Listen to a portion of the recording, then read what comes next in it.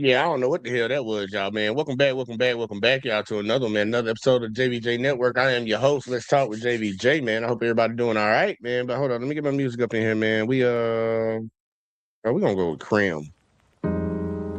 Yeah, we going with creme, man. Creme brulee, man. Gonna be soft and smooth today. Man, I hope everybody doing all right, man. On your way in, as usual, man, do your boy a favor by hitting that like, subscribe, share, turn notifications on, all that in the bag of chips. We trying to grow around here. Can only do it with y'all, so help a brother out. Man, look, I've been running across a few videos that's been pretty interesting that I wanted to get through. And I'm gonna start trying to do a lot of these midday live streams just to get through some of them because man, this shit start piling up and then after a while, man, it's just we're past the time to even be talking about it. But yeah, why does my shit look like that? Hold up, y'all. Man. What the hell? Nah. Minimal. And why is it shit purple, bitch? Purple. There we go. All right.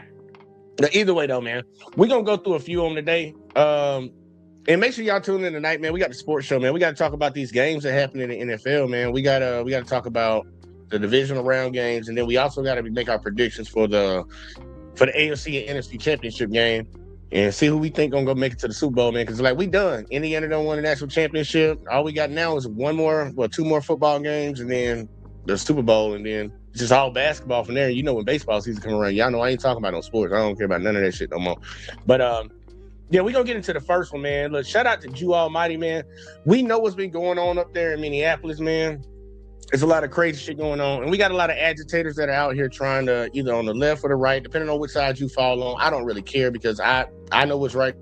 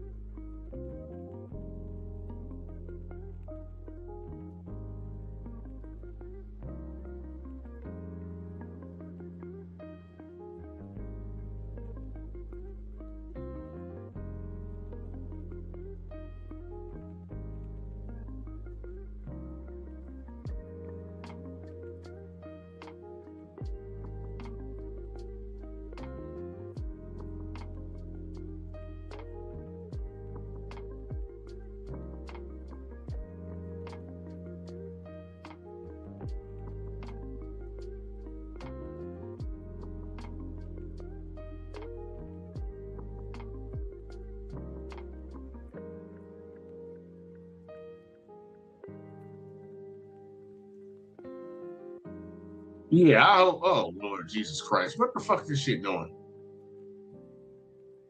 1 second. What the fuck is this shit doing, man?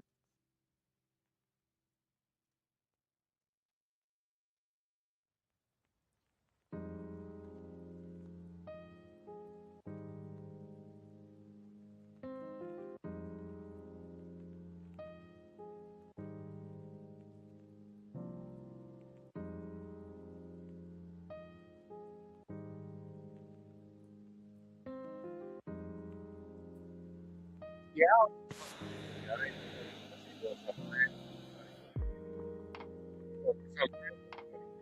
Looking down there, look up here. I don't know what the hell that was, y'all. I don't know what the hell that is. My shit just went completely out. But either way, though, we about to get into the video, man. Hit that like, subscribe, share, all that shit. Get your cigarettes, get your weed, whatever you need, all that in the bag of chips, man. We about to get into the first video. Shout out to Jew. Yeah, let's get to it, man. I don't know what the fuck. And we got commercials today, too, y'all. We got commercials. No more YouTube Premium around this bitch. No more YouTube Premium around this hoe. Every now and then, we get to watch karma play out in real life. You're gonna sit around while you turn our children into a bunch of nigger lovers.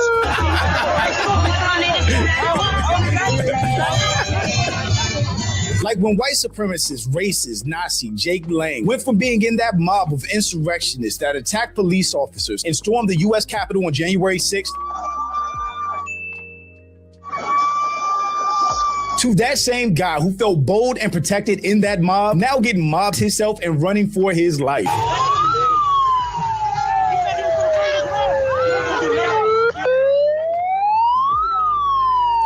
But But this is what happens when racists and extremists leave their little echo chamber because they spend so much time online hyping up and being hyped by other people just like them, reinforcing their own same whacked out beliefs, that they actually forget that they and people like them are minorities in the real world. And they usually end up getting punched in the face by reality, metaphorically. But this time, no metaphor needed.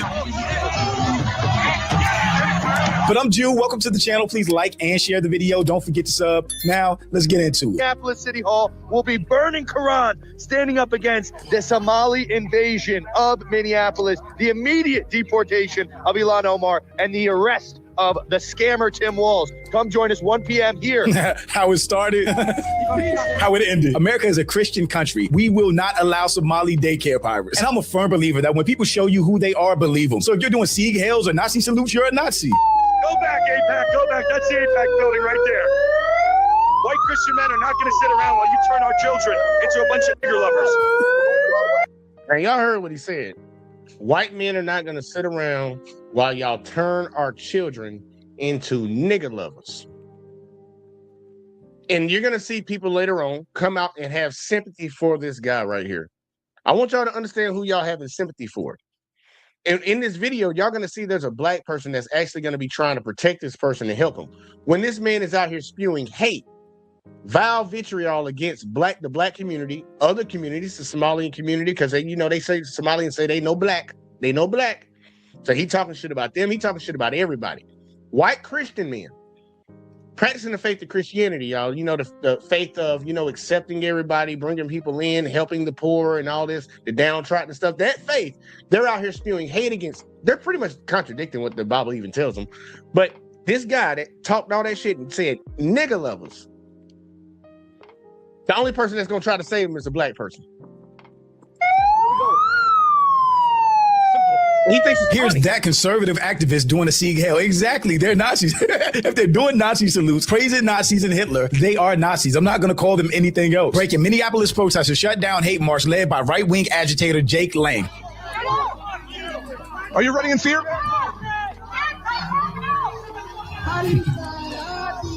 Did this turn out the way you wanted it to? No. No. You already said it did not. Did this turn out the way you wanted it to? No.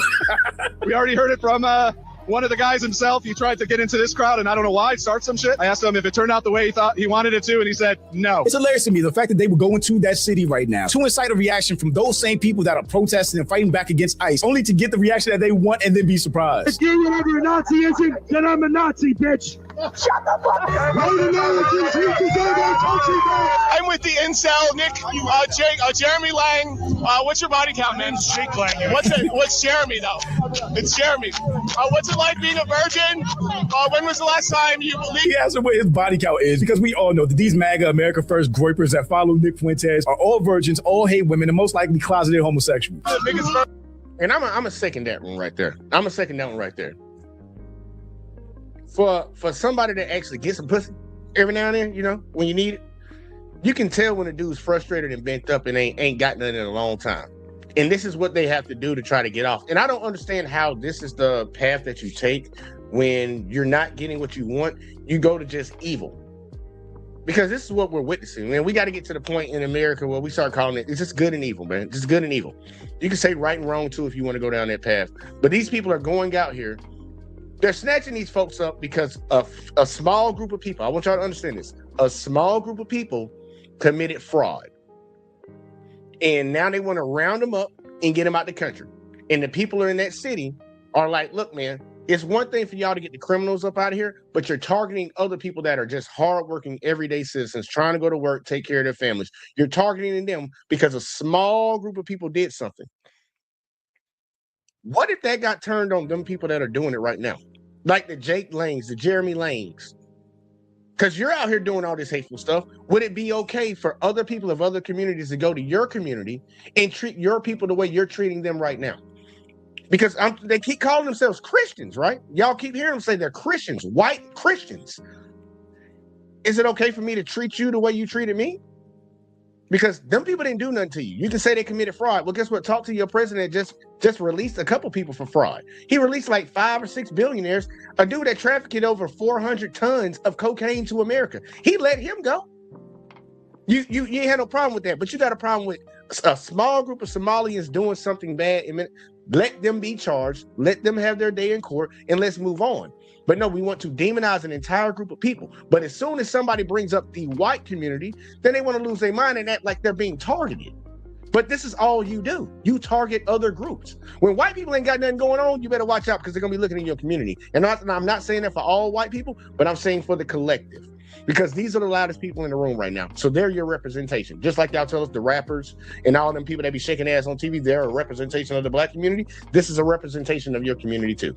You got to take it. You can't dish it out and not take it back. That's all I'm saying. But let's keep going. And it went left so fast because he went from being a loud and proud Nazi. And look at this motherfucker. I would tell him, if I was there, I'd be like, nigga, get your ass back, bro. Don't help him. Because he would not help you. That motherfucker would cheer your demise. But you over here trying to save this little scary ass motherfucker. Came out there with a bulletproof vest on, thinking he combat, ain't never served, ain't never did nothing in his life, coming out there talking all that shit. But as soon as somebody fucking punched him in his face, then that bitch came out of him. Now he's scared. Like, nah, don't go agitate and bother people and then get scared. Don't do that. Be about that life. You're going to be about that life. And that's the problem. A lot of these folks, they talk. They talk. And if they got the advantage, they'll do something. But if it's a fair, straight up 1-1 fight, they ain't gonna win it, and they know they ain't, so they gonna play hope.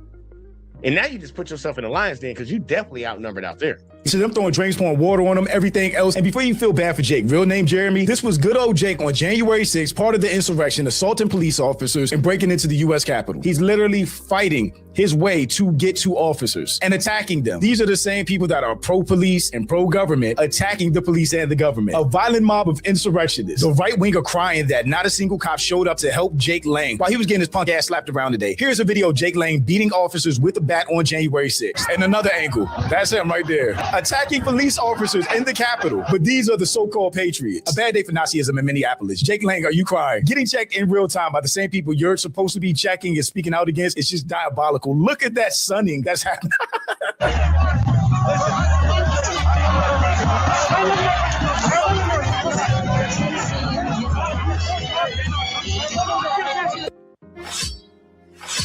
Sorry for the commercials, y'all. No money for premium. That man looks terrified. And it got much worse for the boy Jake. Much, much worse. They'll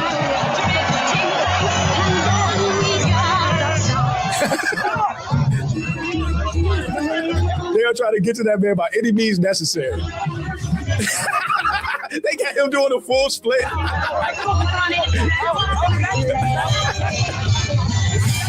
These black Captain Saver hoes need to just move. Like, what are you doing? He thinks you're an N-word with a hard R, subhuman, all of that. Get out of the way.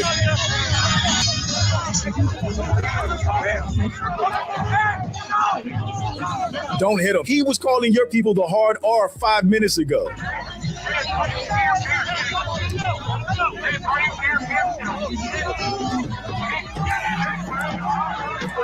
They are on that boy's ass.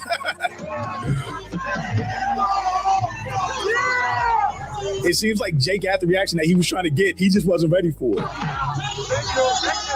Jake Lang, January 6th insurrectionist and far-right agitator, had a fuck around and find out moment in Minneapolis. Like I said, we outnumbered them 1,000 to 1. If you remove the bot, how deep is the MAGA, America First Groiper movement actually? Like offline, how deep is it?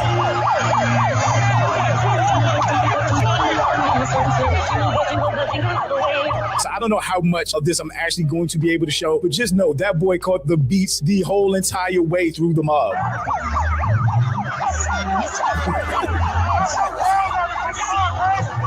They walk with that man every step of the way.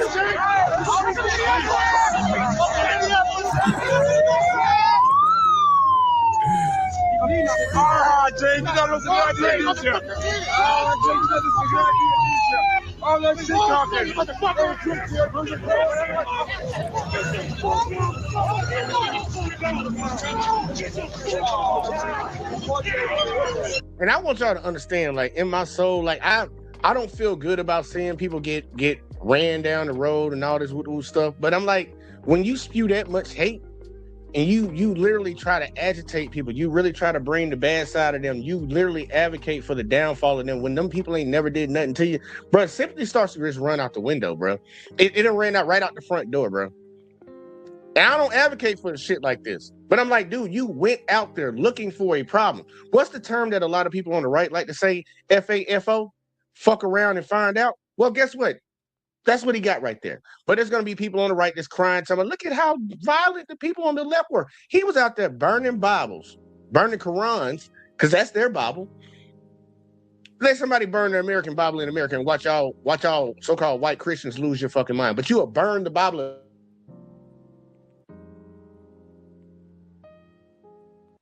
I look like somebody threw some bird shit on the back of that motherfucking head. It looked like he was leaking a little bit too. And I don't have sympathy for him. I don't. I'm sorry, I don't. I don't have sympathy for people that spew hate and want to see the downfall of other folks because they're scared. This whole white replacement theory shit that I keep hearing coming from the right, the people that white men keep saying about, like, look, you're your own downfall of that. First off, you got people like Nick Fuentes that tell y'all having sex with women is gay. You're not going to have a race if you're not having sex with your women. That's number one. But then on top,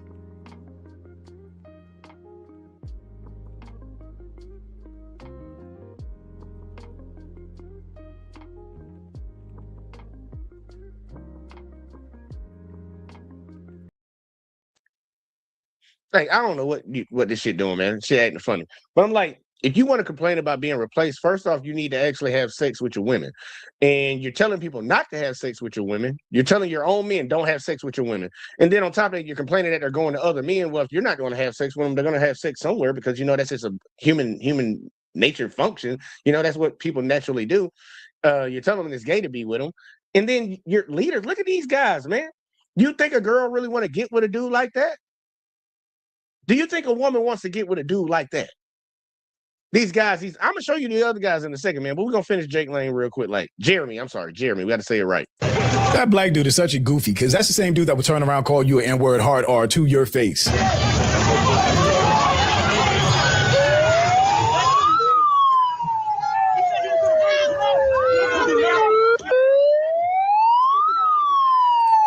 They did not let up on that man at all.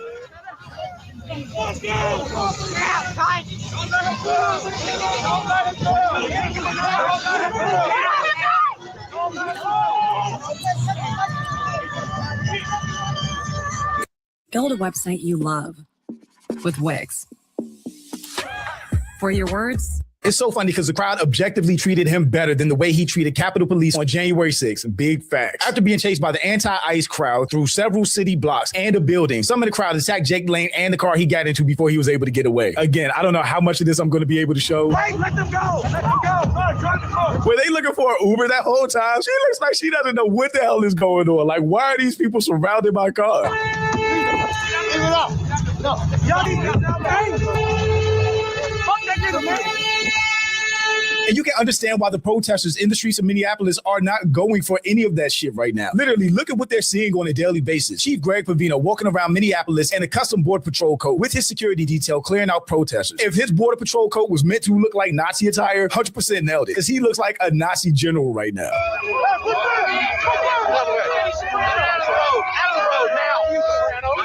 This man waited his whole life for this moment. You can just tell. Hey, jump that bottom. You're fucking pretend. Coward chicken shit fucks. He meant that. Coward chicken shit fucks. Look at this. This is America. So crazy. Over 90% of black people voted against Trump. Even when they're saying Trump gained ground with the black community, with black males, basically, that was still only like 14 to 15%. Meanwhile, a lot of the Latin community voted for Trump. A lot of the white community voted for Trump. And seeing this all play out now, after all the very clear as day warnings we got from people like Kamala and us knowing what this would be, it's just like, yeah, we knew this would happen. So to see white people so against fighting back on the front lines now, at least to me, kind of feels like when the United States finally got into the war in World War II, the other allied countries were fighting the Germans every step of the way, especially Britain. And then America finally got into the war and the tides turned. Like, yeah, we told you so. We've been against Trump and MAGA, America First, Project 2025, since before his first term. Y'all elected him the first time. Either he stole the election or y'all elected him the second time, or maybe a little of both. And here we are now. Coward chicken shit fuck. Tell me how. And that's one thing that I will stand on. And I agree with Drew 100% on this. Black folks been the moral compass of this country for a long time. Look, we told y'all don't elect that motherfucker the first time. But America had a problem with electing Hillary. They didn't want Hillary in there. And I'll be honest with you, the way Hillary did Bernie and the Democratic Party did Bernie, she didn't deserve it. But damn sure he didn't. He damn sure didn't. But to go through that first term, them 4 years, and him lying about COVID and all the different things he did with fucking up the economy, to turn around and elect him again after he had got 34 felonies, Black people been the moral compass of this country. We've been telling y'all for the longest, like, bruh, and y'all don't listen to us. The things we told you that they do to us that y'all don't see, because we are a very segregated country. No matter what people want to say, we have certain areas in this country where it's kind of homogenous, and we have blacks and whites and Asians and Hispanics living together. They're like in the upper echelon of shit. But from a majority, this country is segregated to the fullest. So when Black people in the hood and the Black people in these small Black neighborhoods were telling y'all, like, bruh, Trump ain't it. And y'all looked at us talking about, oh, you're just a victim. You're just all that. Look at what y'all doing now. Y'all put this motherfucker in office in pretty much less than 2 years. Look what we got. We got armed agents of the government in the streets fighting against white folks. And then they'll turn around and ask why Black people ain't helping. Because we told you. We told you. And you ain't want to listen. So now you dealing with the shit that we told you about. They shooting y'all women in the street. Just like they shot that girl up there in Minneapolis, shot her in the street and then lied and said she hit that ICE officer with a car. They still saying that shit when we had the video of it. We have the video. They're still saying that she tried to hit him. It's like, bro, come on now. Look, that's why I sit back and watch. Just sit back and watch, y'all. How do you reform this? What kind of accountability do you set on people who want to cosplay the SS? There's a kind of soul-leveling corruption that can't be retrained or reprogrammed. It has to be rethought entirely. Abolish ICE, start from scratch. Why is ICE Chief Greg Bovino marching through Minneapolis while cosplaying as an SS? And we are just in the craziest timeline when foreign countries are sending war correspondents to the U.S. and the footage looks like a civil war in a third world country. It's exactly a week since Renee Nicole Good was shot dead by an ICE immigration officer. Less than 15 minutes drive away where I am on this street, another person shot in an immigration raid. Protest that sprung up here, they've been trying to disperse it by firing pepper bullets and mace and flashbangs. Well, this gentleman says he and his family were unwittingly caught up in that mace got in. Yeah, I believe they were even firing nerve gas or some type of war chemical, which is even illegal in war, into U.S. crowds and U.S. streets in U.S. states. The car, he said his 6-month-old baby, a 6-month-old baby boy, couldn't breathe. And so he has been taken to hospital. Yeah, that was a Black family and a Black baby. And I believe they were just trying to get home and ended up on that street, and ICE actually shot into their car. Hoping that his son will be okay, but you can really sense, or I have been sensing over the past few hours, the level of anger here being directed at ICE agents. People in Minneapolis say that ICE simply has no part in their city. And people are fed up. Today I got arrested for being... And look, man, this is America. Everybody had a problem. And this is the funny thing when you really do the comparison, because it'll really come down to right and left, even though I don't really agree with that, because right now this is just white on white violence. This is nothing but white on white violence. But let's say we brought it down to right and left. When Black Lives Matter was marching through the cities and stuff during that summer, you know, when they were talking about they're burning down cities, ain't seen one city get burned down. Maybe some fires got set a couple blocks here and there, or whatever. Cities did not get burned down. But they were out there marching and protesting because we all watched an officer kneel on a person's neck. No matter how you felt about that person, no matter about what that person did in their past, we all sat there and watched that officer kneel on George Floyd's neck until he died.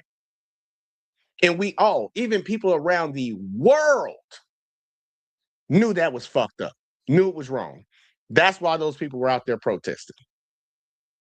These people are out here protesting right now. Y'all are grabbing American citizens, snatching them up in the middle of the snow, 12 degrees outside, with just their boxers and some Crocs on, and dragging them to ICE detention centers just to find out that they're American citizens. You just shot a white woman in the head. These people have a legit reason to be out there protesting.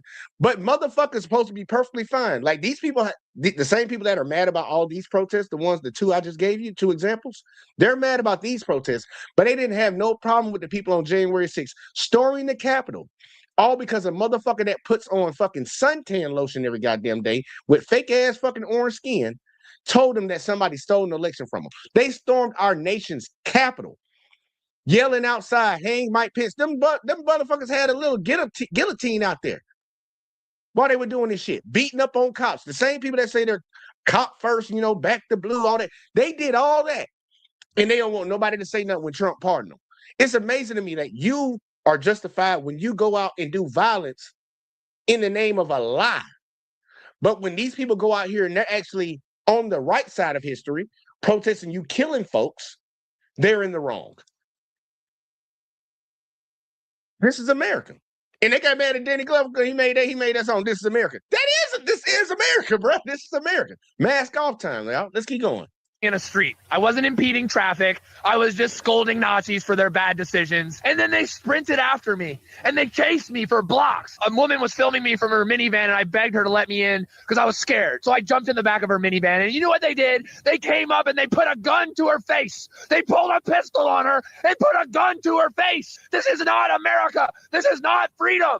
This is fascism. It's here now. They didn't read me my rights. They didn't read any of their rights. No one got to speak to a lawyer. One man was in there, they beat him. That motherfucker said it's here now.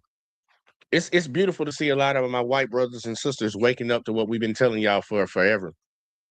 And this is what happens when you don't know your history. When the powers that be intentionally don't teach you the history of how this country became to be, this would surprise you. That's the beautiful thing about growing up in the Black community. We know our history. Well, a decent amount of us know our history because we do have our coons out here. The Anton Daniels, the Brandon Tatums, the Night Talk. Candace Owens, she's still over there with them hoes too, even though she's kind of trying to push back a little bit. We know our history in our community. So we know what this country is capable of and what this country is willing to do. They're seeing it now because it's affecting them. And that's a big problem that we have in this country. This is a big problem that we have with people, period. Not just Americans. A lot of people don't care about things when it's not affecting them. But what's that good old saying? When they came from my neighbor, I said nothing. When they came from my other neighbor, I said nothing. But when they came for me, guess what? There was no one there to say anything for me. You sit back and watch them do it to other groups of people. All they're doing is just, what's the term? They're becoming an expert in doing it to people. So by the time they get to you, bro, ain't nobody gonna be able to do nothing to them. That's why I laugh when I see all these militias talking about we're gonna take over the government, we're gonna overthrow the. You ain't finna overthrow shit, bro. You done let this shit slide so long because they were doing it to black folks. You try to uprise against them. They're gonna be in your city just like this right now, doing exactly what this man told you they just did to that white woman he jumped in the car with. His face and he was bleeding. Wake the fuck up, America. Stop pretending like the midterms are going to save you. But going back to the racist, white supremacist, Nazi Jake Lang, he then tried to play the victim. After trying to incite violence. Look, listen, really, he about to read this shit out. Listen to what this dude, Jake Lang, did. He said they're trying to turn them people into nigger lovers and all this stuff. We're burning Qurans, all this shit he was talking about. Watch when he read this shit out. Don't read it now, y'all. Wait till he read it out. Listen. This snowflake, this little crying ass bitch did. And that black person was sitting over there to defend him. I hope he see what the fuck this motherfucker wrote afterwards. After he got the safety, got behind his keyboard, this is what he wrote. She absolutely 100% was successful at doing. He then got online and tried to play the victim, which is what all these right-wing people do. They act tough, they act like bullies, and then when they get reality checks, they cry about it. I was just literally lynched by an anti-white mob of liberals and illegal immigrants. I'm at the hospital now getting staples in my skull. Literally ripped limb from limb in Minneapolis. Jacob Frey maybe told the officers at Minneapolis police to stand down so they could watch me be eaten live on national television. All of a sudden, he wants police help, but he was attacking police on January 6th. President Trump send in the National Guard. They are lynching white Christians on the street. Meanwhile, no shout out to the goofy black dudes that were protecting you and basically saved you from the crowd. I don't think you were literally lynched. Facts, he had a fuck around and find out moment, and he found out. Anytime these online racist white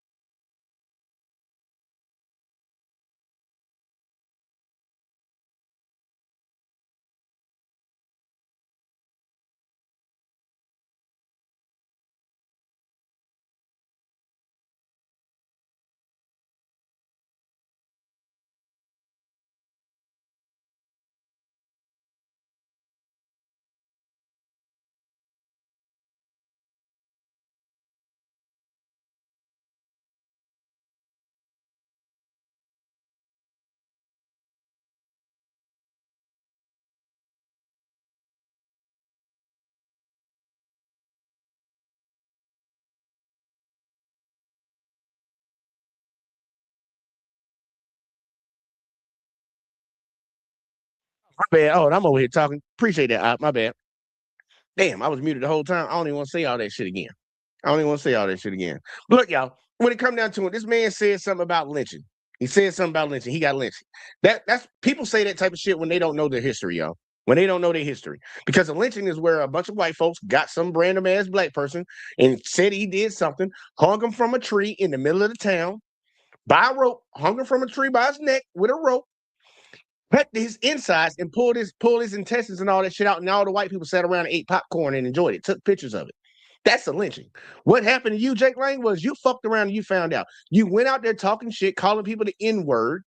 You went out there talking about you're going to burn Qurans. And the people that even supposedly attacked you or lynched you were not even black, Asian, Hispanic, or fucking Arab. It was white people. So it sounds like some white people in this country are actually fed up with y'all bullshit, with your so-called revolution. They're tired of that shit. They don't want to hear that shit. And I really believe it comes from the people, the guys on that side that don't get no pussy and they can't compete with everybody else. So then they have to play victim and try to make it seem like somebody's doing something to them. That's what I think these guys are, in my honest opinion, man. They sit around and play that game. They play stupid games over and over and over. And then they have people that will back them up because, honestly, man, if white people don't want to go extinct in this country, man, look, start having sex with y'all women. That's why y'all stopped them from being able to have abortions. They use black women in the black community as an excuse to try to make it seem like they're holier than thou. They try to use black people as the archetype or the face of something to get their white women and all these other dummies in their communities be like, yeah, repeal Roe versus Wade. When really it came down to it, white women were having a shit ton of abortions. Shit ton. And then also, they ain't fucking with y'all. They go into other communities. They didn't want that. So what do you got to do? Fearmonger. Control people with fear, y'all. And the people on the right, they do a really good job with it. They're so stupid, they do a really good job with it. But we're going to keep going because, I'll say these things and people will sit around and say, oh, you're just a angry black man just saying this and saying that or whatever the hell. They like to play dumb. And shout out to XO Speaks because he going to point it out. And I like the way he pointed this shit out. How people like to play dumb. They like to, what they call it, throw a rock and hide their hand. Yeah, we're going to talk about how people like to throw a rock and hide their damn hand. Try to act like they don't know what they're doing when they do it, and then just play stupid. So check it out. Shout out to XO. Uh-oh. These cowards love to pick on women. Oh, no, let's go back so y'all can see what he said.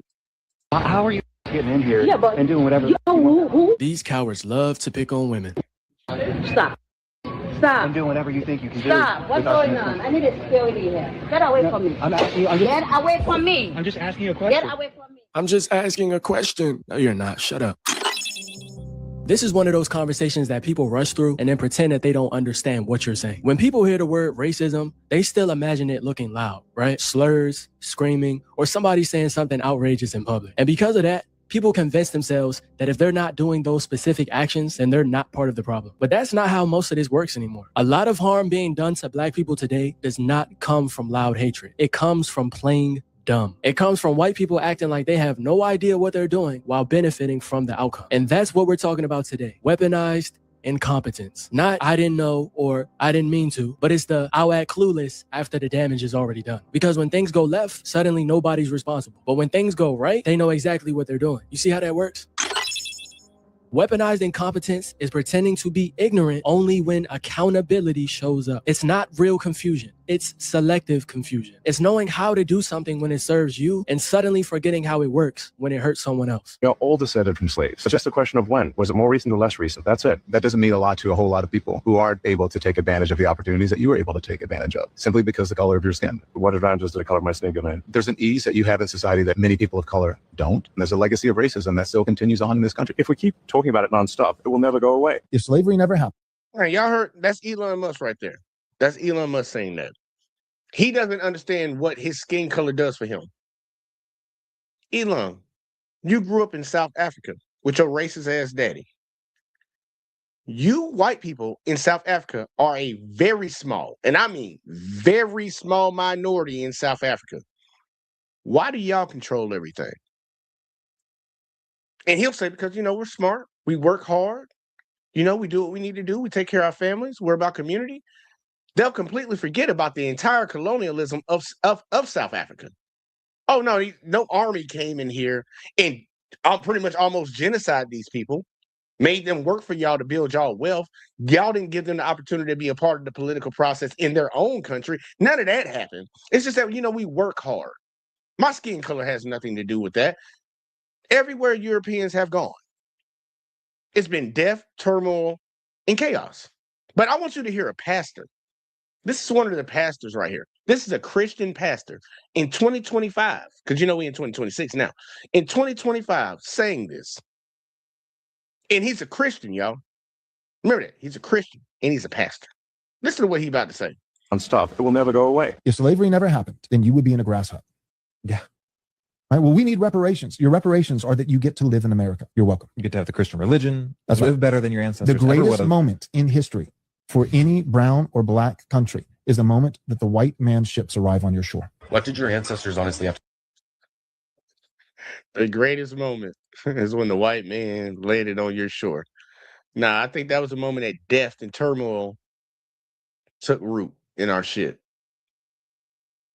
Just throwing it out there for him. But you know, when you don't know your history, when you don't know the past, or when you just don't care, because that's another one. When you just don't care. Hey, look, I'm winning. I don't care what my ancestors did. I'm going to benefit from what they did, and I'm going to keep on moving. Y'all just need to shut up talking to me because I don't want to hear about it. That's probably the position I think a lot of them come from. For the ones that do know. For the ones that don't know, they just stupid. Do tend to livestock, clean houses, pick cotton, dumb black people. Listen to this. This dude is describing black people as during slavery. What they did during slavery. That the white man's ships arrive on your shore. What did your ancestors honestly have to do? Tend to livestock, clean houses, pick cotton, dumb black people. And you cannot talk. That's the average American right there. That's the average white American. That's on that side. That's them. Tend to livestock, pick cotton, call us dumb black people. So we're not gonna talk about any of the atrocities that these people had. And when people always say that slavery has existed for a long period of time, yeah. But you know what the funny thing is? White folks reinvented it. Because before it used to just be warring tribes here and there. We would take slaves and they would slowly integrate into the community, or they would go back to their tribe once their tribe rebuilt after they paid their debt for, losing the fight. Europeans didn't do that. That's not how they did slavery when it came to people of other colors. No, I'm going to take you. I'm going to take your wife too if you got one. I'm going to take your kids if you got them too. And guess what? If you have another kid, that kid's my slave. If your wife has another child, that's my slave. If any of your children have slaves, they're my slaves. That ain't how slavery was done around the world throughout history. But, they don't want to talk about that. They just want to say slavery. That's why the United States has a special designation for the type of slavery that it had in this country. It's called chattel slavery, not slavery. It's chattel slavery. The same way we treat cows and pigs and chickens. That's the type of slavery we had in this country. But when you don't teach the history, you won't know it. And they try to play dumb. That's the whole point of this whole video. They try to play dumb and act like they don't know it. And a lot of them don't. But the ones that do, it's all wrong across the board either way, though. It don't really matter. Imperialism and racism and slavery to just one race, which is pretty much what every single exhibit does.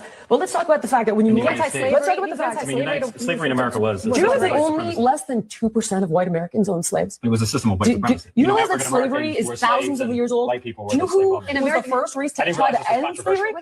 And that falls under weaponized incompetence, because now all of a sudden slavery wasn't that bad, or it was something that we should actually be thankful for, according to them. So to come to that conclusion, you're purposely being ignorant. They play dumb when it doesn't align with their beliefs, even though everything is factually proven. It's saying, oh wow, I didn't realize that would happen, after you pushed it, funded it, promoted it, and defended it. And white America uses this tactic constantly against black people, especially when it comes to culture, crime, music, poverty, and violence. They love the profit, they love the entertainment, and they love the chaos, but they absolutely hate the accountability. And the reason this works so well is because it gives people a way to stay involved without ever having to feel responsible. You get to enjoy the benefits, distance yourself from harm, and still feel morally clean at the end of the day. And one of the biggest places that you see this play out is in how white America handles black culture. So let's talk about rap music, because this is one of the clearest examples. The white people who run the music industry are not confused. The labels aren't confused. The executives aren't confused. And the investors are not confused. These are the same people who track engagement down to the second. They know what sells and they know what trends. And over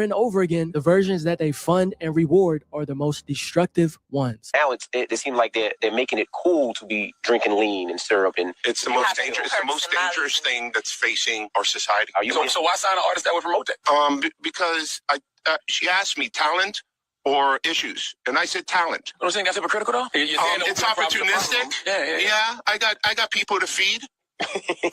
I got a business to run. Music centered around Y'all hear that, right? That's how that music exec at the top that signs these artists, that puts music out that they claim is so detrimental to the community. He is the last say-so. He's the last step before that artist actually gets able to put their music out. And he says, I'm putting it out there because I got people to feed. So you'll cause the situation and then blame the people for the situation you caused. I'm going to put you in a fucked up situation. I'm going to put you in a fucked up neighborhood, no money, no resources. And then I'm going to blame you when y'all start stealing to goddamn get resources. When y'all start killing over resources. When y'all can't take care of your kids because of resources. I'm going to blame you for it, but I put you in that situation. It's a funny game they play. And a lot of people don't catch on to it. They don't catch on to it. Living, drugs, death, chaos, and self-destruction gets marketed the hardest, playlisted the most, and pushed the furthest. They don't just allow it, they incentivize it. They sign artists specifically for that reason. And that's not because that's how all black people are. That's because that image is the most profitable. But when violence happens in real life, or when communities are affected, suddenly it's, why is black culture like this? Why do black people glorify violence? Or why doesn't the black community do better? As if the same people asking those questions weren't the ones cutting the checks, greenlighting the content, and deciding what the world sees. Okay, this isn't just ghetto black culture. This is demon culture. Not only has rap music just utterly destroyed black culture, but more and more people, white people, Mexican people, are listening to rap music, and it's affecting the American public. Rap glorifies violence. You know what the funny thing is? These are the same, that pastor right there, I've seen some of the things he's talked about. He didn't have nothing bad to say about January 6th. Not a thing. He actually glorified it. But he's talking about the black culture. You think he hang around black people? Probably not, right? It's in murder. I'll smoke that N-word if you test me. I'm gonna bust a cap in your ass. Notice how there's no mention of the role that white people play in rap music, even though they're the ones that are funding it, incentivizing it, and promoting it. That's weaponized incompetence. And trust me, I already know what some of y'all are thinking. Well, black people need to take accountability for the music they make, because if they didn't make that music, white people wouldn't have anything to push out in the first place. But you gotta understand something. In every community on earth, every race, every group, there's going to be degeneracy. That's universal. It doesn't matter which group you identify with. I could look at the white community right now and point out certain problems. Real issues that are in y'all community. But those problems don't reflect all white people. They don't define the entire group. Now, imagine if I zoomed in on just those issues, funded them, promoted them, and pushed them nonstop to the world over and over again. Eventually, people would start believing that that image represents all white people. But it wouldn't, right? It would only be a reflection of a small selective group, not you all as a whole. And not to mention that there's a lot of black artists that don't promote degeneracy at all, but they never get the same push. And a lot of times they're actually told to make more violent music so they can get that push. I wasn't on stages like this. I was on rap stages rapping about, violence and guns. That we get paid to rap about that stuff. They actually pay us more when we rap about more ignorant stuff. So I make This pattern doesn't stop with music. It's movies, TV, social media, the news, you name it. They boost degeneracy when it makes money, then shame us when it becomes visible. They'll amplify a clip of a black person doing something stupid before they would ever show up. Meet Speedians, Gym Monster 2, your all-in-one smart home gym. It's compact, us doing something normal or ordinary. Because chaos, fear, and stereotypes sell. So they push it when it makes money, but once there's backlash, now it's about personal choices, free expression, or nobody forced anyone to do anything. Now that sounds reasonable on the surface, but it ignores one key thing: power. When you control the platforms, the funding, and the visibility, you don't get to act like you're just a passive observer. You're shaping what people consume, how they see us, and what narratives dominate. So acting clueless after the fact doesn't erase that. And key word for people that didn't get that, for the folks in the back, you know, those slow learners. You can't set up the business, run the business, be the head of the business. And when somebody inside of the business following your leadership does something wrong, claim anonymity to it. I have nothing to do with it. That's just them. Even though I set up this whole thing and I told them to operate this way, I ain't got nothing to do with it. My hands are clean on this. That ain't how it works. We're not stupid like how y'all think we are.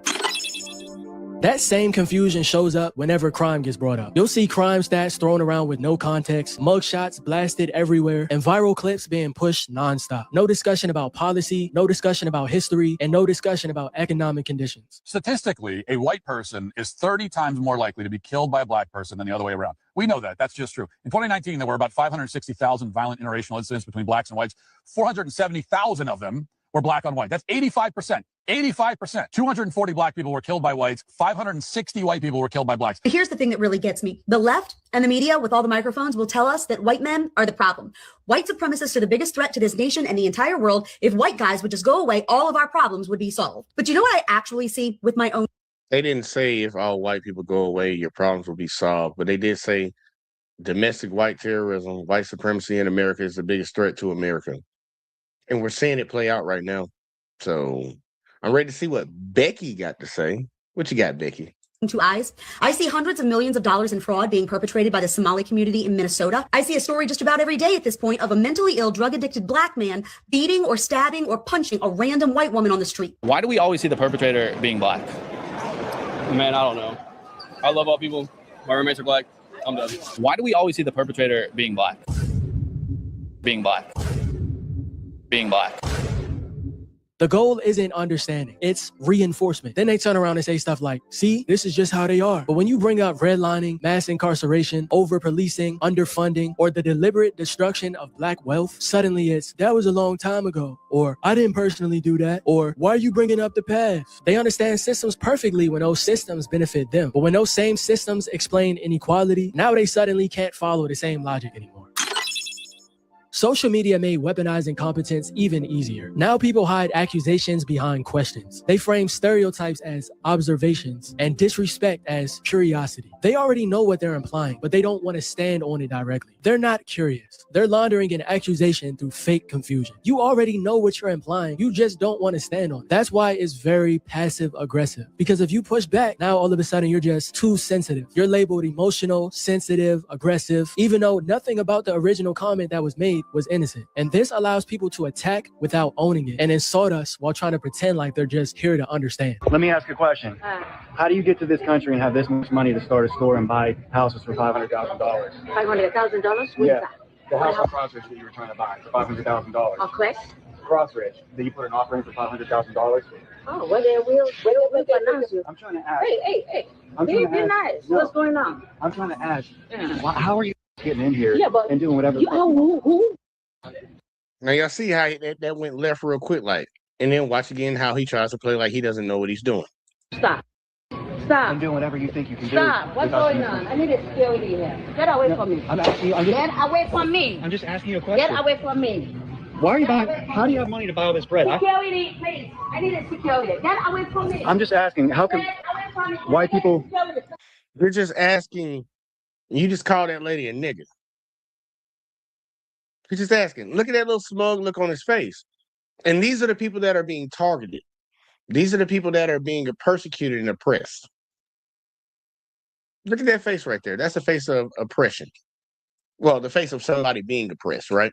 That's what they want you to believe in America in 2025, 2026. You're going into random stores. And you see the funny thing, he ain't going up to no black dude. He went up to a black woman. Not even from here. Like, obviously, she's from another country. You can hear the accent. She's probably from Africa or something. She might be from the islands. You go up there. So for some reason, you done went and looked into her shit to see what she's trying to buy. So are you intimidated that she has the ability to put in to get a house that costs $500,000, which you can't do it or something? So what do you got to do? You want to try to make it seem like she's doing something else? Like, what's the end game? What's the end game right here? Because you already insulted her and other black people that come to this country. You know, that's perfectly fine. And if somebody punched him in the face, he'll be the victim, right? But let somebody come up to you and do that to you in your community. When you just minding your business, just trying to buy groceries. Yes, these people are the problem in the country. This is the problem right here, y'all. This right here, this far right, white supremacist, motherfucking white nationalist move. This is the problem. And a lot of them eat it up because they want to be a victim. You wouldn't eat this up if you win it. You think the dudes at the very top are fucking buying into this shit? The white dudes at the very top that's running things? You think they buy into it? No, they probably perpetuating it to get these dummies to keep on fucking crashing the fuck out. They're winning. They're not complaining about these things. But the people at the bottom, the incompetent, the ones who can't compete, they're the ones complaining. And they're going around trying to pick on the weakest target. Because you wouldn't go and pick on the black dudes. A lot of them say that shit. They talk all this shit and say the N-word or whatever. They will not come to the projects and say that shit. They wouldn't come out there and say that shit. And if they do, they come in strapped. They come out there to insult people and come strapped just in case somebody try to check them. Like, I got my gun on me. Talk shit and play hoe. White people can't fill a shopping cart, but these come in our country. You hear what he said? White people can't fill a shopping cart, but these come over here. So you're jealous. You're jealous that she came to this country and worked hard, and she's doing better than you. So something must be wrong. Something must be wrong that this black woman came to this country from another country, and she's doing better than you now. I want to ask him the question, who runs this country? Because it ain't black people. It ain't Asian folks. It ain't Native Americans. It ain't Indian folks. It ain't Hispanics. Who runs this country? Your people do. So you saying your people rigged the game for her to do better than you?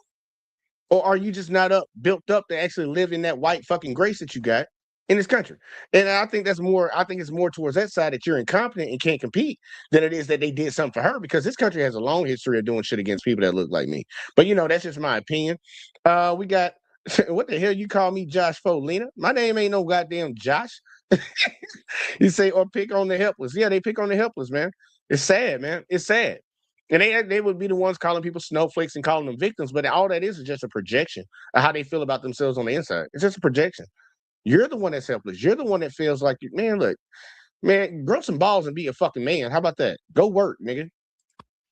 Can somebody call me a security, please? And they come in this country. These ones too. What are you guys doing? You gonna fill up a whole shopping cart? Are you gonna fill a whole shopping cart up? Don't talk to me. Don't talk to me. Take your stupid camera somewhere. When white people dominate an industry, they get praised for intelligence. When black people dominate an industry, it gets framed as degeneracy. When white kids act out, it's he's trouble, he has mental health issues. But when black kids do the same thing, it's a culture problem, fatherless, or a community problem. It's the same behavior, just different excuses. Because incompetence only becomes believable when it protects power. They do this because it's the cleanest way to keep control without ever looking like the villain. And that's very important to them. They never want to look like the bad guy. Outright hatred is risky nowadays. Well, in some cases, it's starting to become more accepted. Being openly racist can cost you your job, your reputation, and certain access to specific places. In some cases, because nowadays we're seeing a lot of racist people being funded. So instead of saying what they really feel, a lot of people learn to hide behind confusion. They learn how to act unaware while still benefiting from the same systems. That way, they still get the power, but they don't get any of the blame. They get to profit off black culture, but when the outcome turns ugly, they can step back and act like spectators instead of participants. It creates this distance where they can judge without ever acknowledging how involved they actually are. And that distance is very important for them. Just look at the Luigi Mangione or whatever his name is case. That's what happens when people start to realize and actually ask legitimate questions. Because if they had to admit how much control they actually have, then they'd have to admit how much responsibility comes with it. They'd have to confront the fact that a lot of what they criticize doesn't just happen organically. It was funded, protected, and encouraged by people that look just like them. Folks, I hate to say it, but white folks are largely professional gaslighters when it comes to race. We are professional liars when it comes to race. It's part of white supremacy and how it functions and how it works. From the very first African that was enslaved, we have been gaslighting Black folks as white people. That's our culture. That's our tradition. That's our indoctrination. And that's what we do. And that's what we do best. If we teach the truth, what will happen? White supremacy could be threatened. Economic advantages for white people, the dominant position could be threatened. They're threatened. Like all bullies are threatened. They're threatened by their victims. So instead, they convince themselves that a different story makes sense. A story where Black people are just naturally dysfunctional, where violence is cultural, and where poverty is just a personal failure. They remember parts of the system that makes them feel innocent, but they somehow forget the parts that make them complicit. So plain. And he's 100% correct. Regardless of how many people get around here and act like that's not the case, that's the case. But hey, I got Lena up in the building. What's going on, Miss Lady? Hello, hey Jay, how you doing? That's where I have a problem with. I can understand, like, okay, white people will say, "Oh, well, y'all commit so much violence and stuff," but I say the thing is that we're convicted at a higher rate than white people. If you police our areas harder or heavier than theirs, you're bound to find something. Even for the same crimes, Black people get harder time. They pay more fines, and I'm like, why? Even with the same, they've done studies where they had the same background with the same judge and the same amount of zero crime, zero, this their first offender. The white man go in there and he doesn't get any time or something like a slap on the wrist, and the Black person get way harsher punishment. So I mean, I don't understand, like, and then white people think that I understand I see older white people and they think, oh, Black people are, criminals, and I believe that they're scared of the propaganda, but I don't understand why they think that it's decreasing and the white man is like, doesn't have a chance and experiences racism. I believe white people could experience racism, but not systematic racism. Like, if you're in the right space, yeah, you might run into a few people that might not like white people, but not at the scale that other minorities are. You can move away from minorities. Like, you can move in all white areas just about. But leave it to them, they act like Black people are like the real problems. Like, we only make up 13% of the population. You can move away from us. Literally. Never see a Black person. Majority of them don't even live around Black people. That's the funny part about it. Majority of them don't even interact with white, like Black people on a day-to-day basis. But we have so many news networks, well, mainly Fox News, that promotes this scare the shit out of white people because these other people. We have social media where we have a lot of people that done came on here now and they spew the same shit. Mm-hmm. And it scares them. It scares the shit out of them. Like, a lot of people, like, you can control people by multiple ways: dumb them down or put the fear of God in them. And they do both. I think the fear of God. And I do see that violence, and I feel for the Black youth, with the like drill rap and stuff like that. Okay, I live in the city. People's like, well, how can you say that? You live in Chicago? And yes, and we have violence in Black areas, but we also have violence in Black and Hispanic and white areas. It's not just the Black people bringing it down. But I understand, okay, we might be we might have more violence considering, like, poverty, crime, stuff like that type of stuff. I was like, okay, I will take that we might be more prone to violence due to circumstance. However, if you eliminate the circumstances and give us a fair shot at jobs and education opportunity, my argument is you will decrease the violence among the Black community. Well, that's never the goal. And I ain't even gonna say that Black people are more inclined to violence, because I'll just look at history. That's one thing I always like to try to use. I like to use history as a good teacher and a good point to operate from an argument. Look at history.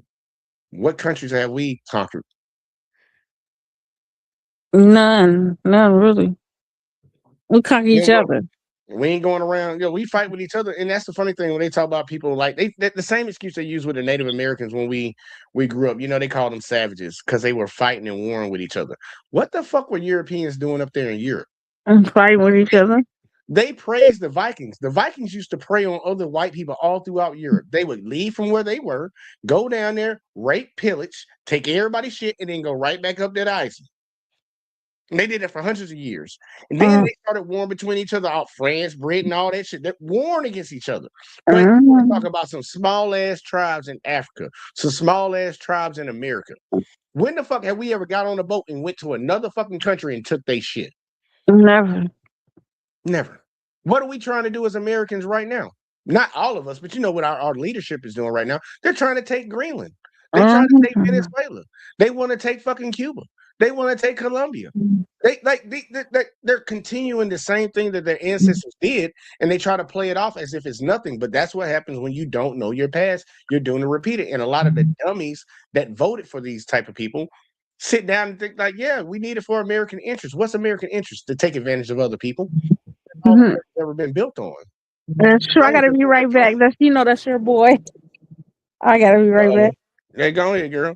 Fucking the shit it's embarrassing, and then the gaslighting is just not cool, man. I'm not trying to sit here and have a whole like dog out these motherfuckers, but I'm like, when it comes to the Jeremy Lang or Jake Lang, as some people want to say, there's people out there that have sympathy for that guy.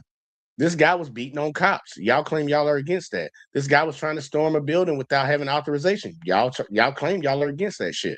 But then when that motherfucker goes out there and starts yelling out racial slurs, trying to fucking incite people with their religion and burning their religious books, like if anybody did any of that shit towards y'all would literally go get your guns. You get your guns and your trucks and your rope, and probably your dogs too, to try to come do something to them. But as soon as somebody hits that motherfucker in the head with an ice cream cone, all hell fucking Mother Mary, like we need to fucking do something. We got to get these people out. No. You can't be the agitator and be the victim at the same time. You can't. You can't. You can't be the person that's out here starting shit and then complaining when you don't win it.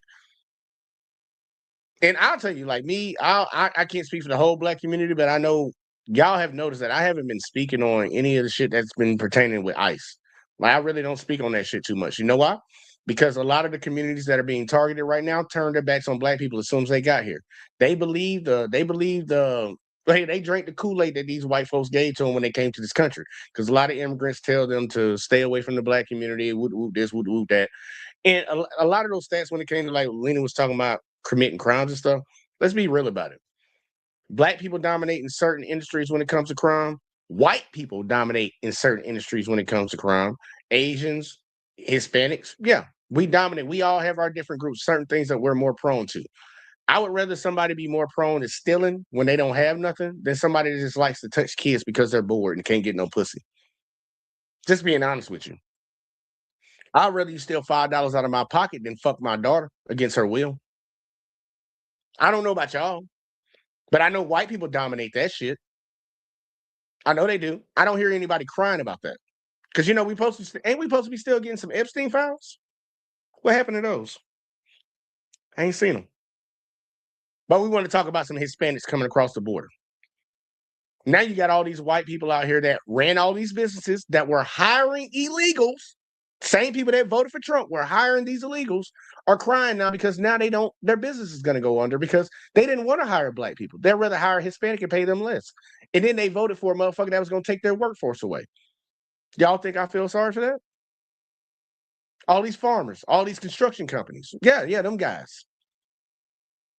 Look, I'm just talking to the people that wake them up. I don't give a fuck about trying to help folks that want to have that hate in their heart. There's a lot of people that run around this world that have hate in their heart, and they can't even survive without hating somebody else. I ain't got nothing to say to you, man. I'm just letting you know, like, you need to open your eyes and understand reality and see what it is. Now, if you see it for what it is and you still down with that team, you still down to get down like that, by all means, man, keep doing what you're doing. Keep doing what you're doing. But please stop playing dumb and trying to act like you don't know what's going on. You do the things that you do and then pretend like you throw that rock and then you hide your hand. We're not going for that type of stuff, man. We ain't going for that type of time, man. Ain't on it. And it's the funniest shit because I got one more I want to show y'all before we get up out of here, man. Because we're going back to Jew. We're going to go back to Jew on this one. These motherfuckers are real fucking funny, bro. Matter of fact, we're not going back to Jew. We're going to go to Rouge Lane, man, because I actually saw this shit the other day, and I thought it was very interesting. And shout out to this white brother, because I know we have allies out here. We have allies around here, people that actually get it, people that actually understand what's really going on in society, and they don't play them dumbass games. I want to get this dude a shout out because he don't need a shout out for me now because we on the backup channel. So yeah, if we was on the main channel, it'd be something different. But I want to get this dude a shout out because this conversation right here, this is a pastor once again. Y'all saw him earlier. He said the greatest, like people of other ethnicities, races, you know, black people should be happy when the white men. That was the greatest day when the white people showed up on our shores. I want y'all to hear this pastor, and I want y'all to hear the pushback because I would love to sit down and have a conversation with a lot of these guys and really challenge their belief because it's really coming from a sick ass place and hitting them with just logic and basic understanding of history. You can demolish them real fast. But I want y'all to see what this gentleman says. Shout out to, once again, what's his name? Russian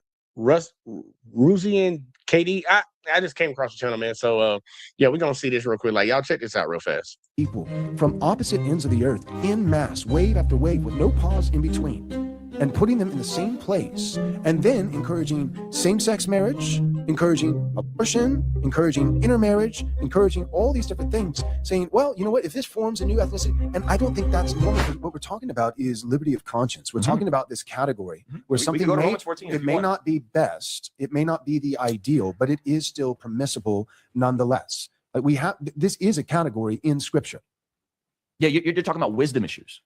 Right? Yeah. You're talking about wisdom issues. Yeah. So if we're talking about wisdom issues, you're conflating, again, ethnos and race with culture and faith. That's a huge distinction. I think it's unwise to genocide the entire European That's race. an emotional argument. You're backdooring emotionally charged language to make the white kids who watch this feel like their jobs. You could just say, I think it would be tragic if white people perish from the face of the earth. Like, that's not an emotional. I would also say the same thing, that it would be horrible if white people perish from the face of the earth. That's different. We know you don't take that position, but if interracial marriage was normative, came to the point, if you guys, it grew and grew and grew in popularity, and you guys said, hey, there's nothing in the Bible against this. If it grew to 50, 60%, European people would perish from the face of the earth over generations. They just would. So we're saying that's a logical outcome. None of us would be outcome. here, bro. You don't want it. I don't want it. But none of us so would let's be walk here. back. None of us would be here. Go ahead. Wait, but my children, my offspring would be.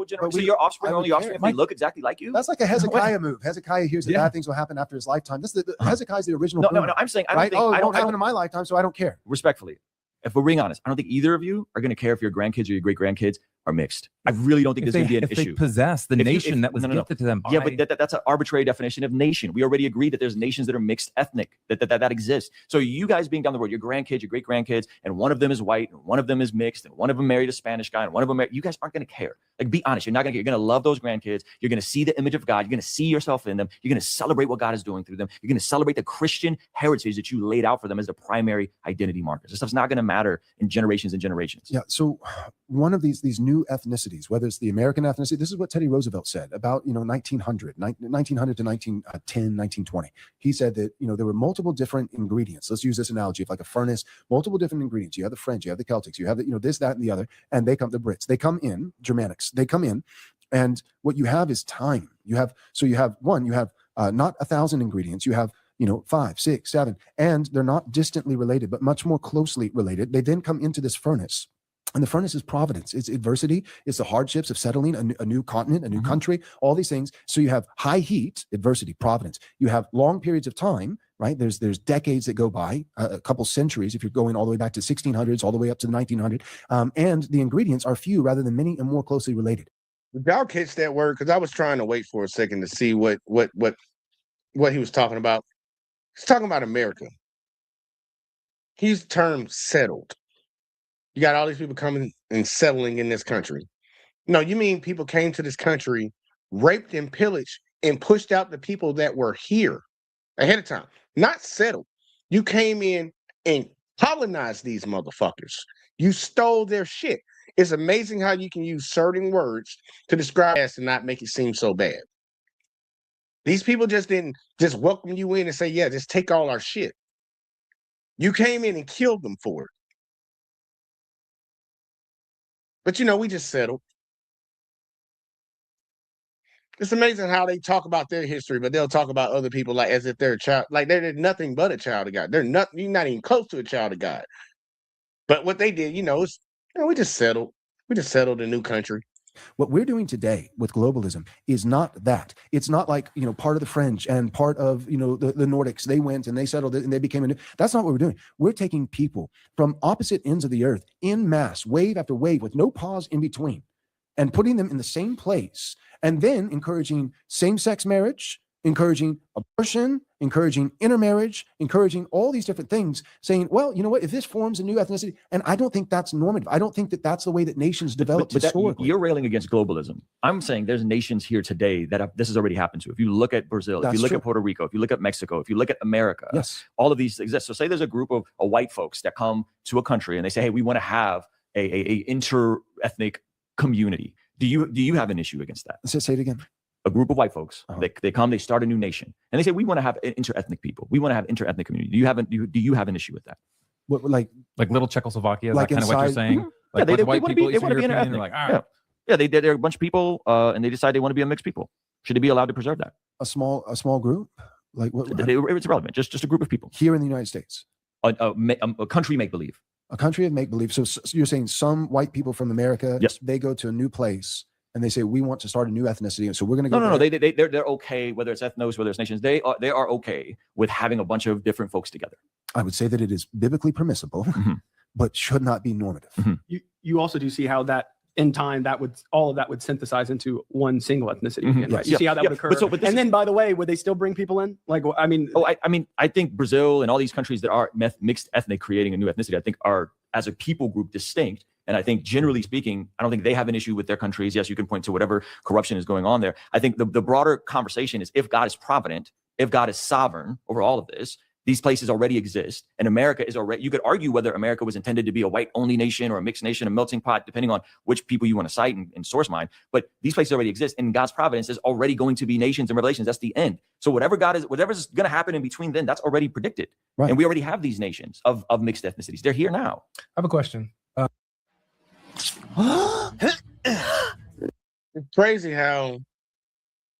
It's crazy, y'all. It's really crazy how these people will say that they're not racist. They love everybody, but keep them people the fuck away from mine. Not because of something they've done, but strictly off of the color of their skin. And this is a Christian pastor saying this shit. And they wonder why a lot of people have turned away from the church. Because you got people like this that spewing this hate. And you go to the black side, it's just people spewing, trying to get money out your pocket so we can like, that's why they mad at Drewski right now, because he called them out on their bullshit. These people are not leaders of people. These are wolves. These are wolves, y'all. I'm saying it. They're wolves. And they're preying on the sheep. If that little segment is done, and I won't like push back, and I'm just curious. So you said you have, your pastor got all these members, right? Interracial members and all that kind of stuff.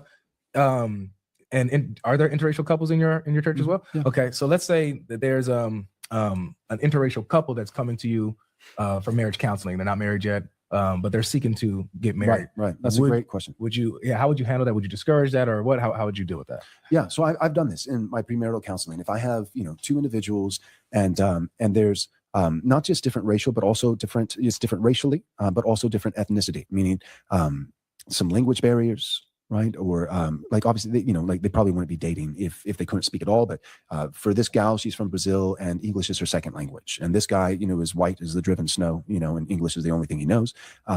Then yes, I've said this is going to add extra difficulties. It's going to be more challenging. Marriage is already sanctifying. So my view of marriage in the sanctification category is that in marriage, God takes two sinners, locks them into close proximity so that they are, whether intentionally or inadvertently, constantly stomping on one another's idols. Marriage is sanctifying, period. And it's good. Praise God. That's one of the, I would say, purposes of marriage: procreation, sanctification, gospel proclamation, picture of Christ in the church, the eternal marriage, also a hedge against temptation. If anyone burns with lust, let him marry. I let you know, when he said that picture of God in church or Jesus in church, like, dude, you already know you're not no real preacher. Said no graven image of me. It's in the Bible. Make no graven image of him.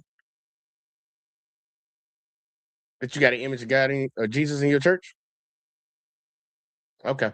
Marriage actually is a solution, not the only, but a solution. One of the ways that a young man wins the fight against lust is take a wife, right? So, because my whole story. That is a lie. Man can get married and cheat on his wife. Lust is still there. Has been published on the internet. I failed sexually because I waited too long to take a wife. Once I took a wife by the grace of God, now well over a decade, I have been a faithful man. And praise God for that. My wife helped me tremendously. Awesome. So all that being said, yes, I have counseled and I've officiated interracial marriages because it is biblically permissible.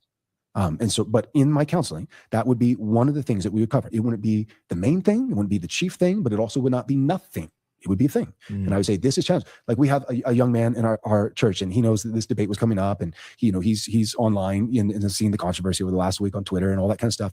And he said, please don't use my name because I'd like to keep my job. Don't dox me because I'm a bit of a lightning rod. But great guy, and he's married to a Brazilian wife, and he ends up spending some years, not always, but he was like, Joel, you think I like spending 3 months out of the year in Brazil? It's like, it sucks. And his parent or in-laws, her parents, he's like, I can't even talk to them. They don't speak English. He's like, dude, he was like, tell them in the debate, tell them, I love my wife as Christ loves the church. I don't regret my marriage. I wouldn't undo it. I love my children, and his children are fearfully and wonderfully made in the image of God as interracial children. He's like, but yeah, it's way harder. It's way harder. Learn fucking Spanish then. Use Google Translate. If your wife took the effort to learn another language to be able to communicate with you, you would think that you would do just enough to learn another language to be able to speak to her in-laws if it bothers you so much. But that's off the table. That ain't what we need to think about. We just need to talk about how difficult it is for him, the guy that ain't put forth no fucking effort to make sure this relationship works. It's on everybody else, and he needs to stay away from that. He shouldn't put forth no effort, but his wife did. I don't, and to use the Bible to try to make this argument is crazy to me. I'm just sorry, man. Like, look, dude, relationships are compromise. There's a lot of give and take. There's a lot of things that you have to do as a guy in a relationship that your girl ain't got to do. There's a lot of things in a relationship that your girl has to do that you ain't got to do. And y'all compromise together to make that shit work. If this is such a big problem for you, learn another fucking language. Get Babbel, nigga. Get Babbel. Or use your phone. This is 2026 now. You telling me you can't pick this motherfucker up right here? I got interpreter on my goddamn screen, bruh. I have interpreter on my shit. What the fuck is that on here? Yeah, I got interpreter right here on my shit, y'all. You can see interpreter. Tap on interpreter if you want to have a conversation with him, bruh. I think he just made that fucking story up. I really think he just made that story up, y'all. I think he made it up. When you got a computer in your pocket, you got a translator in your pocket, and you tell him you can't have a conversation with your goddamn fucking father-in-law, your mother-in-law. My next door neighbors don't speak that good of English. When we be trying to talk, and sometimes I can't understand what the fuck they saying, what I do? Swipe down, interpreter. Let's go, have a conversation. It ain't that goddamn difficult, bruh. It's not that damn difficult. This motherfucker he's one of those people, keep the white race white. You're not even 100% white. Regardless of whether he know it or not. And I wish that someone hadn't been a lib. I wish I had a pastor like you are now, because I didn't always think this way. You're right, Ruslan. But at the time, doing my premarital counseling and saying, you know what, this is permissible. I will officiate the marriage, but I would be remiss if at some point in our premarital counseling, I did not bring up the fact that marriage is already sanctifying enough. This is going to make it really hard. Yeah. You might want to prayerfully reconsider. So Joel, this is what I would add to that. I think you would say the same thing if you had a family that was a upper class white family that loved Jesus and a trailer park biker gang family. A little different because they could still speak the same language. Okay, they could still speak the same language, but you're talking about still be easier. Massive cultural disconnect. If you're talking about an upper middle class Christian family that loves Jesus and a biker gang, Hell's Angel family from a trailer park. That massive distance, you're right, that massive distance still pales in comparison to the distance I just described. Joel, I strongly disagree. The distance I just described includes the distance of even language. Yeah, the language of in-laws. Her learning English and him. Right, but when you marry a woman, you marry her family. Like those families are united. Sure. Let me answer this. Marriage is a sanctifying process, and so if you're marrying someone and you're deciding to potentially learn their language, potentially learn the things, these are all awesome potential adventures. So to me, this is all in how you're framing this. Like, oh man, our in-laws can't speak. I got friends that their in-laws can't speak English and they get along just fine, and they're able to communicate, and things are great. And so I think you're pointing to challenges, but these same challenges can be in real. Called a straw man argument. It's called a straw man argument. He's grabbing this one possible situation, this one possible story that he just might have possibly made up, and trying to act like that's going to attribute to everybody else. This is one fucking situation. I think his situation that he brought up, you got a family that's a well affluent, fucking Harvard, Yale, upper echelon, bourgeoisie family, and then the daughter or the son gets with somebody that comes from a trailer park. I think that'd be a harder problem for them to overcome than a people that can't speak the same language. Because once again, think about it. The wife is there, so she can translate for the husband. Who's going to translate the different lifestyles between somebody that's a rich motherfucker who's always been well off to a person that's poor that lives in a trailer park? Who's going to fucking facilitate that in between?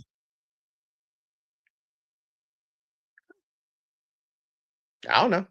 Existence in the same race. That's what I'm pointing to. Not quite the same. No, I don't think so. I think they. And let me just add this as someone that is in an interracial marriage. I have never had any of these challenges.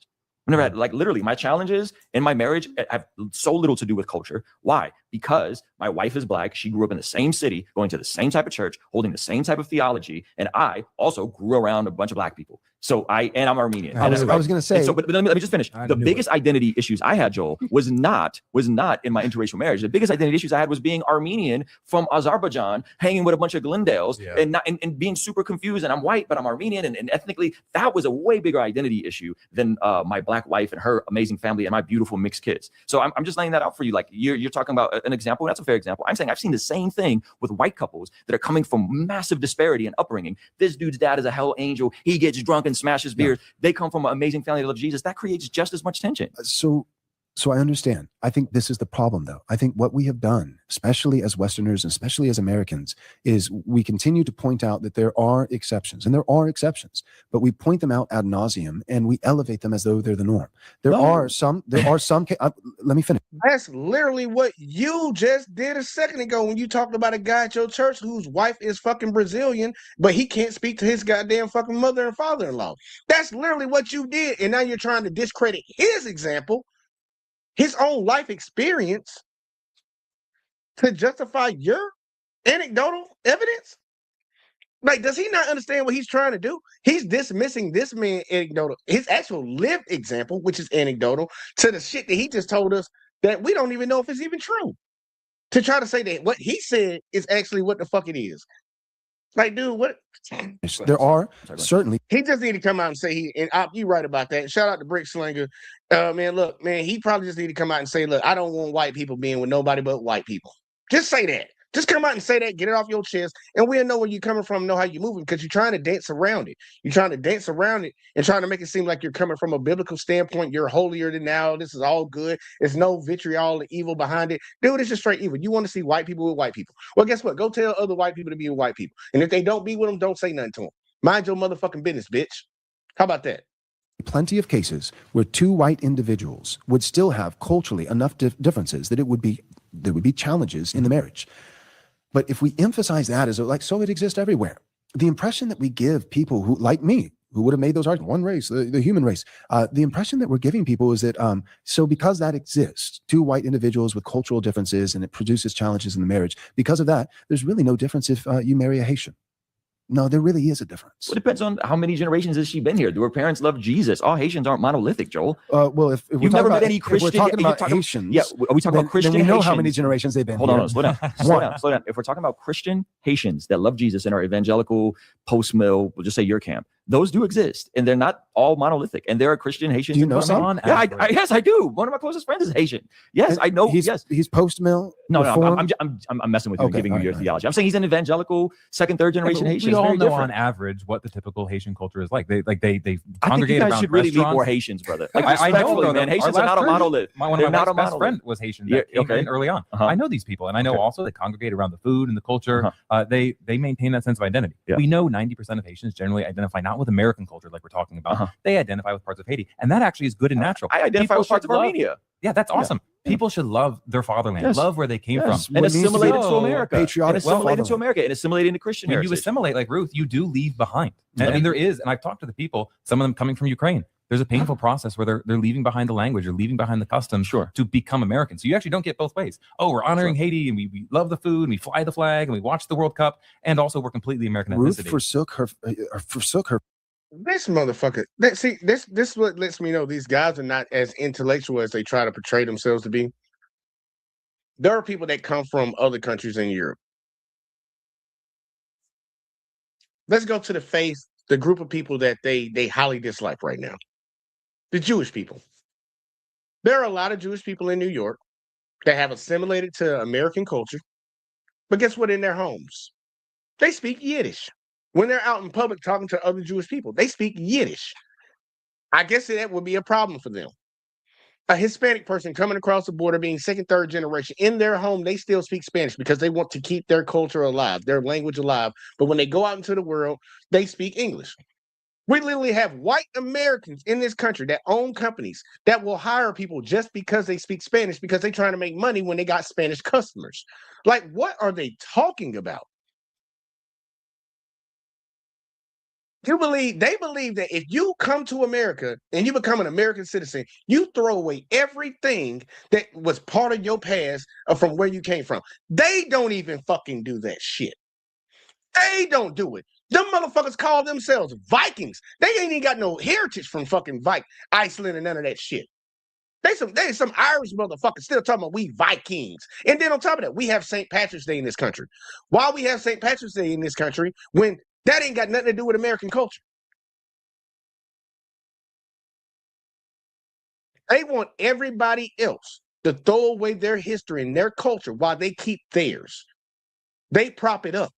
They tell everybody else to let go of the past and deal with right now. But then every time an argument comes about the Constitution or any of this shit, they talk about the founding fathers. This country was built to be a white Christian nation. What? None of them motherfuckers that came over here that founded this country Christians. They were running away from the church. They don't know their history. They just speaking out the side of their neck. And they done said it so many times that they probably, somebody else said it to them. They believe it. And now they're passing that fucking false doctrine on to other people. Like, bro, ain't nobody got to throw away their heritage and their culture because they came to America. Just like if you went to another fucking country, you wouldn't throw your shit away when you in their country. You're going to respect their culture, but you also still going to be yourself.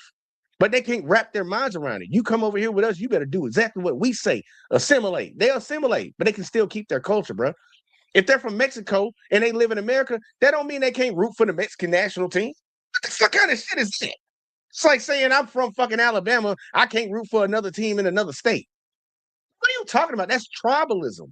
And that's a big problem that we have in this country right now. We got too many people being tribal, bro, picking sides. And then once you pick a side, you can't rationalize out of that because if it goes against your side, even though what you going against your side would be right, you can't do it because that's your side.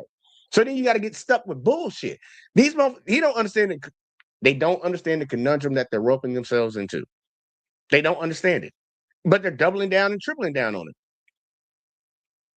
They shouldn't have a church, but if people gonna keep giving them money and letting them talk, man, shit, hey, whatever the fuck, man. Fathers, her people, and her false Moabite gods, and like that's what people keep pointing to Ruth. You guys haven't actually done this. You've been, I think, really respectful. But like Samuel Say, for instance, was like, he was pointing that out, and like the difference I would say is that Ruth was leaving Moab. She was leaving a place where there was no Christian subset population in Moab at the time. She was leaving a place, a people that was 100% pagan. And you know what the funny thing is? They be talking about the Bible so much, motherfucker. You wasn't in it. Those people that they talk about in the Bible, they didn't look like you. You talking about a religion of people that look like me, bruh. Those people didn't look like you. Like, does he even understand that? Y'all the people, you come from the group of people that crucified Jesus, not the people that walked with Jesus on the day. You weren't the 12 disciples. You weren't them people. They didn't look, the 12 disciples didn't look like you. Jesus didn't look like you. Y'all were the people who killed Jesus. If you want to just believe in your book, you want to believe in that book so much, let's be real about it. The Egyptians didn't look like you. Abraham didn't look like you. Jacob, John didn't look like you. But you're trying to tell other people that he looked like how the fuck to do it. Bitch. One time you came in the Bible and me was going on. It was 100% idolatrous. So she forsook her people, and the Bible, it's not prescriptive, it's descriptive, but in that descriptive passage, it does esteem it. It elevates it as a good, look at this virtuous thing that Ruth did. And it was virtuous, not because dishonoring and severing relations from your parents is universally virtuous, but in her particular case, she was leaving for all the right reasons. Her parents, to say, goodbye, Father, and I will never see you again, was honorable because her father worshipped sand demons. Her father was a pagan, But what we have today, like Samuel Say, Donna is 73% Christian. So in forsaking his people and coming here, it's not I'm forsaking them because they're all pagans or because they're all non-Christians, right? That's different. So then the question is, well, being here, are you going to preserve your Ghanaian heritage and love that and try to preserve it and cherish it? Pass it down to your children. And if so, how are you going to do that, but also assimilate here in America? Like, I think you go walk. maybe it's beyond your comprehension. Maybe it's that incompetency in you. We do it every day. I'm gonna simplify it real easy for a lot of y'all. We do it every day. There are people that come from redneck communities. I'm gonna use a redneck community because I ain't gonna use a black community because that's the easy one. There are people that come from a redneck community where their family talking about Jesse James, yeah, motherfucker, goddamn, shoot that motherfucker. They come from that community. Work in corporate America. Hey, this is Sally. May I make her take your call? Who do I need to refer you to? They come from that fucking community and can translate to that. What the fuck are you talking about? They Ghanaian and they can't assimilate to American culture. Black people, we have a term called code switching. We code switch every day. I gotta go to court. You think I'm gonna be talking like this? No, Your Honor. I really don't know about that, Your Honor. He just pulled me over. I don't know what happened. Switch up real fast. What are you talking about? What is he talking about? Does he not have the capability of doing that? Or is he just trying to straw man argue the conversation because he fucking stupid and racist? He just don't want to come off as racist. He wants to come off as if he's trying to sound like he's on some legit shit. Like, bro, you're not on no legit shit. You don't want the races mixing. Okay, tough luck, Cookie. Don't mix the race with you. You said you got a wife. Congratulations, you did your job. Move the fuck on and mind your goddamn business. Move the fuck on. Mind your business, man. Why are you trying to control what everybody else is saying? What everybody else is doing? That ain't the Christian faith right there. See, let me see. I've said, don't forget about Christopher Columbus, who was a Spaniard, but he has a whole day in an American hero. Yeah. Got Uncanny in the building said, "You're." And then he also said that was a bad code switch, Jay. I ain't out here trying to be the best today. I ain't trying to be the best today. I'm just trying to get it done. Let's keep going, man. We almost done with this shit. Chew gum at the same time, Joe. Respectfully, man. So do I. I talk about it all the time, but not here. But you have Mexican protesters flying the Mexican flag as they pelt ICE officers and police. That's all LA bad, and I've condemned all of that publicly. Yeah, but do you see that? Yes, I see. But you're trying elsewhere. to get it's the is to ought fallacy. Like, just because it is hard, or just because these people are doing it, doesn't mean you ought not to get married to an interracial person. This is a breakdown in the logic. We allowed it as permissible. Yeah, but we already looked at how that's not a formidable category. I went to the text for you. So you still haven't made the point, whether from scripture, and again, if these things were the exceptions to the rule, when we see them in church history, when we see John Wolfe marrying Pocahontas, who became Rebecca, and there's an entire thing laid out in an Anglican church in 1614, citing the historical significance, there should have been an asterisk there. Because when there's hey, this guy is an asterisk, there should be an asterisk. There's an exception to the rule. When we see polygamy, it's an exception to the rule because there was some Muslim that had 4 wives and he heard your sermon, he came to Jesus, and there's an asterisk there. But you don't see this in church history. And I can go through missionary after missionary. Miguel Rodriguez, a Spanish creator, a Christian soldier, married Luisa Hidalgo, the free black woman in St. Augustine. Like, we see this over and over, and there's never an asterisk next to them, but this is not normative. If there was a dude in your church that was polygamous and you're like, man, I don't know, do you get rid of these wives? There would be an asterisk. It's clearly not normative. It's clearly not in God's design. And that, again, you guys have not been able to establish this from scripture. We don't see They're not going to ever be able to, y'all. They're not going to ever be able to, because it's bullshit. It's bullshit of the highest order.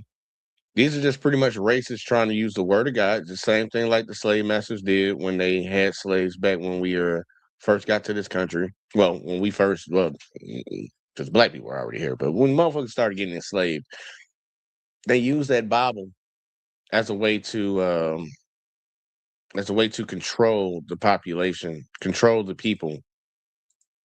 They try to use it that way. And why I try to switch to that? Oh yeah, I'm about to say they try to use that Bible to control people, and they use it still to this day. They're dead ass wrong, in my honest opinion. They're dead ass wrong. These are evil people trying to pretend as if they're children of the Lord. They're not. I think he frowns upon them, in my honest opinion, and I don't think they deserve the grace that they won't extend to other people. If you can't extend grace to people, you don't deserve that grace. But look, man, here's a few of the videos that I just ran across today, man, that we wanted to talk about. We're gonna start doing a few of these midday streams, man. See what's popping. But tonight we are gonna be back over here, y'all. Make sure y'all tune in. We got the sports show tonight, man. We got to talk about these divisional round games, and we got to get ready for the AFC NFC AFC NFC championship games. I don't know. I say national championship because we just had a national championship. Shout out to Indiana, y'all. They pulled that thing out. 16-0, bro. We ain't had a 16-0 team in a minute. But yeah, we'll be right here Tonight at 8:05 Central Time. Y'all make sure y'all tune in if y'all into sports and stuff. It should be interesting, man, because we actually have a little time to talk about some other topics. And see, my boy Op said he really tried to use the Bible for racism, laughing out loud. Yeah, really did. Where they get that whole slaves obey your master and all that bullshit. But they've been doing it for a long time. Just look, if you don't know your past, you're doing to repeat it. And these people prey on that. A lot of people don't know their past because it's easy to take advantage of somebody that's stupid. What Trump told you, he likes the poorly educated. But y'all hit that like, subscribe, turn notifications on, share the video, and we'll catch y'all in the next one as always, man.